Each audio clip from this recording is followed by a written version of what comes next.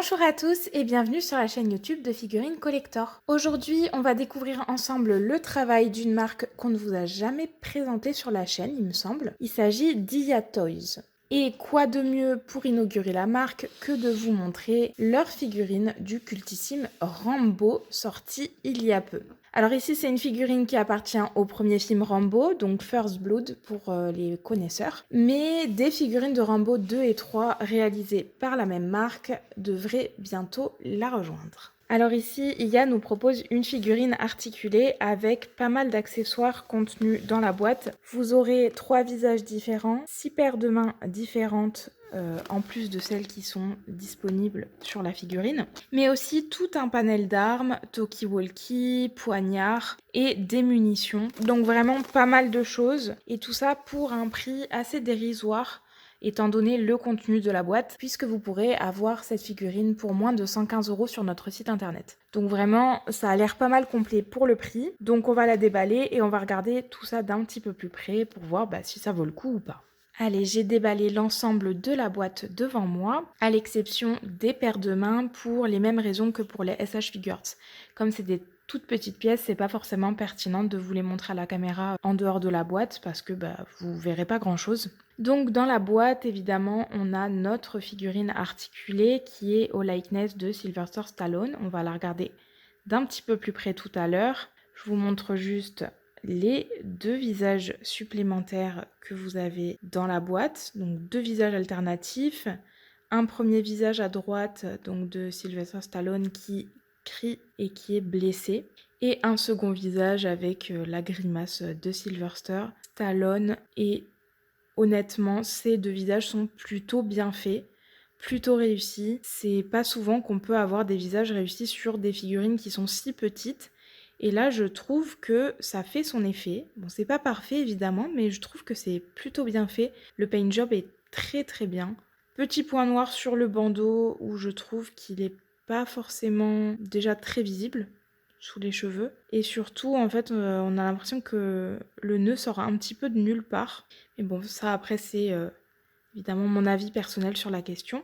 Mais voilà pour ces visages. Le troisième visage qui est à disposition est un visage plus neutre. Alors là, j'ai l'impression que j'ai un petit défaut de peinture sur le bout du nez. Donc voilà, plutôt bien réussi.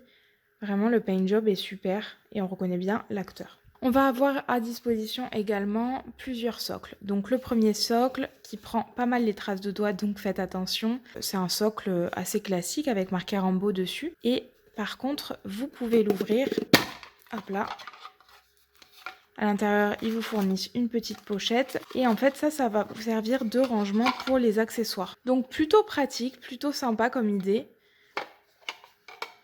J'aime beaucoup. Vous avez également un autre socle à disposition qui cette fois-ci va plutôt servir à mettre la tige, bien que vous puissiez mettre la tige évidemment dans l'autre socle. Et là, ça va vous permettre de la mettre un petit peu où vous voulez sur le socle. Alors, la tige qui est fournie, elle est immense. Elle est vraiment immense par rapport à la figurine. Donc je ne sais pas pourquoi, j'arrive même pas à tout vous mettre dans le champ, mais regardez comme elle est super grande. Donc je ne sais pas pourquoi ils ont fait une si grande tige. Je pense que plus petite, ça aurait suffi. Mais voilà, sachez que la tige est à disposition aussi. Vous avez également tout un panel de munitions à disposition. Donc, ces munitions-là qui vont se mettre autour de notre personnage avec différentes tailles, différents diamètres.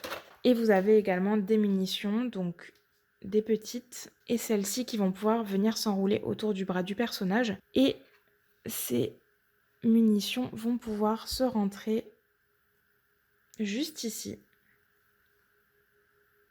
Donc la version où vous pouvez enrouler en plus autour du bras du personnage et la version fin de munitions. Hop. Voilà. Donc dans l'idée, c'est pas mal du tout. Vous avez une petite lanière qui va vous permettre de venir placer les armes autour du personnage. Celle-ci, elle peut également se poser. Voilà, il y a 2-3 petites choses qui peuvent se bouger dessus pour la poser. On a ensuite celle-là, donc toujours pareil, hein, avec la petite lanière, la petite bandoulière.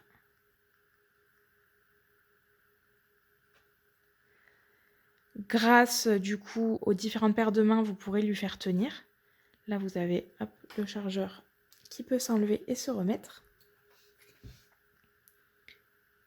Hop.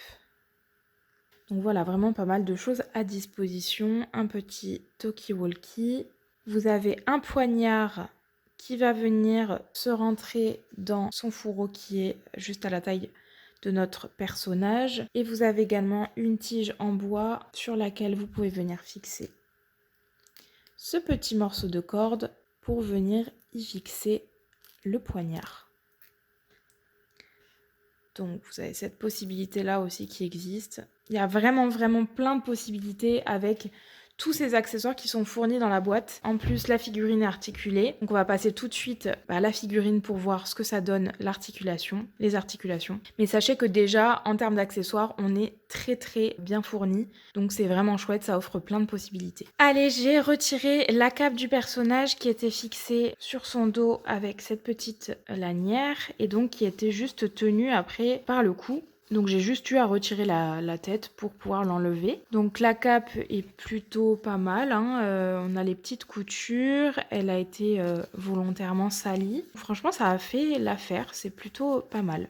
Je lui ai enlevé pour qu'on puisse un petit peu mieux voir les articulations et ce qui se cache en dessous, notamment le fourreau du couteau qu'on va tout de suite tester. Je vais enlever le couteau de la lance. Et on va regarder un petit peu si ça rentre.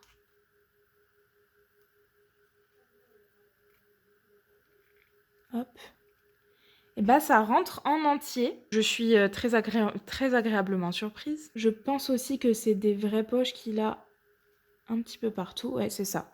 Donc vous avez vraiment des vraies poches. Ils sont allés jusqu'aux finitions. Autrement, les habits, je les trouve plutôt bien faits. Le jean, la matière est très bien reproduite. On voit bien toutes les salissures dessus.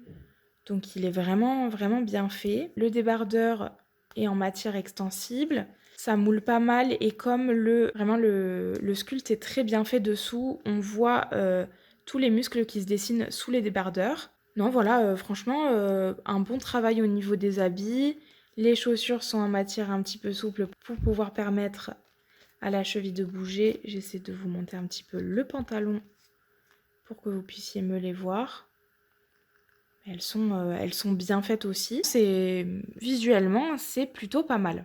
En termes d'articulation, voyons voir comment ça bouge. Alors la tête bouge plutôt bien. On va regarder l'amplitude.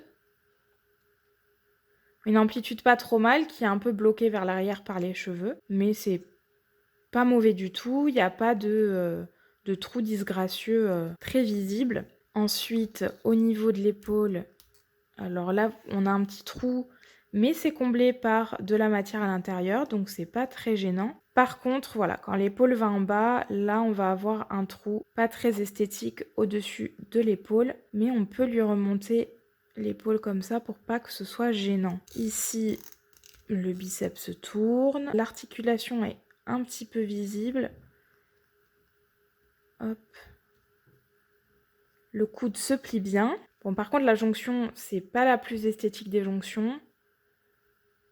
Voilà, c'est pas très joli. Mais bon, on est habitué.